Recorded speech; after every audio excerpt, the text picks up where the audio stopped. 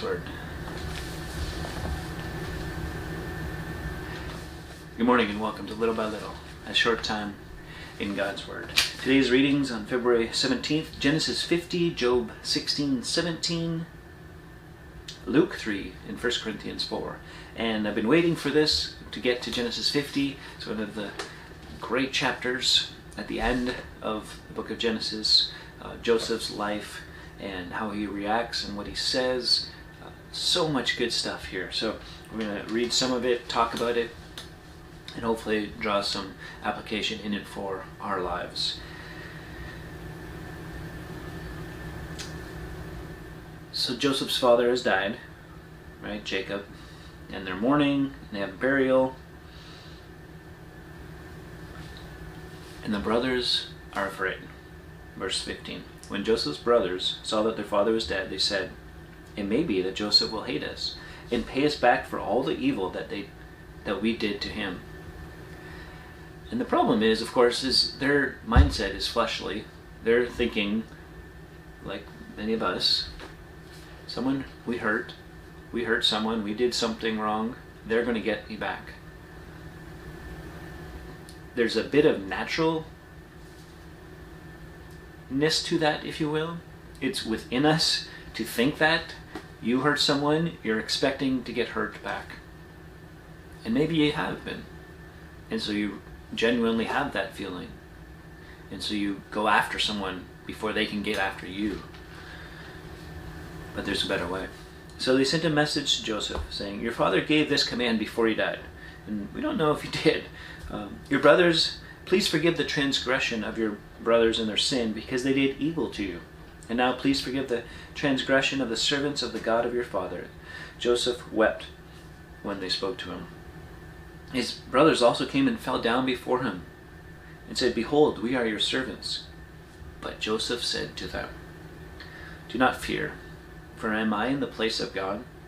As for you, you meant evil against me, but God meant it for good, to bring it about that many people should be kept alive as they are today. So do not fear.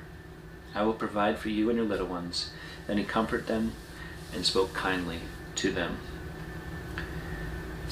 Am I in the place of God? No, right? That's the answer. And far too often, we put ourselves in the place of God as it concerns other people in their lives, as it concerns the hurts that we have, that others have done to us. And we act as if we are God. We act as if we know better. We act as if we get to mute out judgment and penalty. And we feel righteous in it. We feel that we deserve it. I can't take away those feelings. I can't take away those reactions.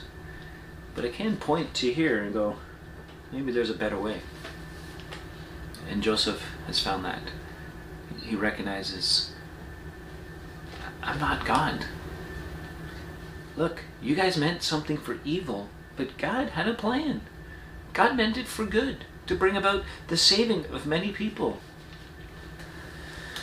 It's easy to think, well, Joseph, that's pretty amazing that you had this kind of attitude and heart, and we should do the same, right? And yet it's really a picture, even more so, of Jesus and the mercy that he's given, the grace that he's shown us.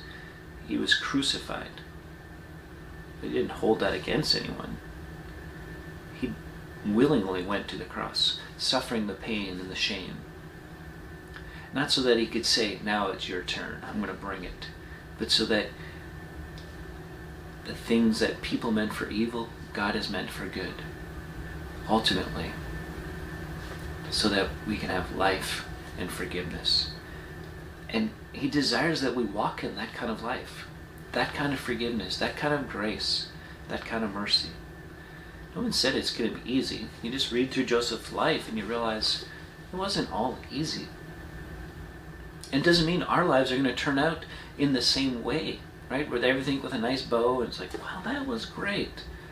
Because those you forgive may not change.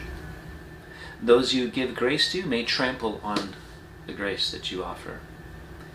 But if you're doing it for the Lord's sake, if you're doing it in His strength, and if you're doing it because you've received grace and you've received love and you want to extend that love and grace to others, that's all you can do.